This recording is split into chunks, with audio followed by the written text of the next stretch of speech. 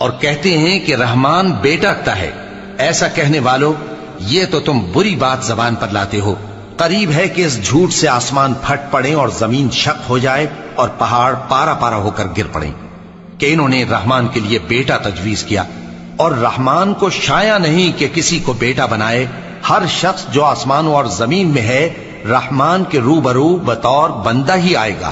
اس نے ان سب کو اپنے علم سے گھیر رکھا اور ایک ایک کو شمار کر رکھا ہے، اور یہ سب قیامت کے دن اس کے سامنے اکیلے اکیلے حاضر ہوں گے۔ اور جو لوگ ایمان لائے اور عمل نیک کیے، رحمان ان کی محبت مخلوقات کے دل میں پیدا کر دے گا۔ اے پیغمبر صلی اللہ علیہ وآلہ وسلم، ہم نے یہ قرآن تمہاری زبان میں آسان بنا کر نازل کیا ہے تاکہ تم اس سے پرہیزگاروں کو خوشخبری پہنچا دو اور جھگڑالوؤں کو ڈر سنا دو۔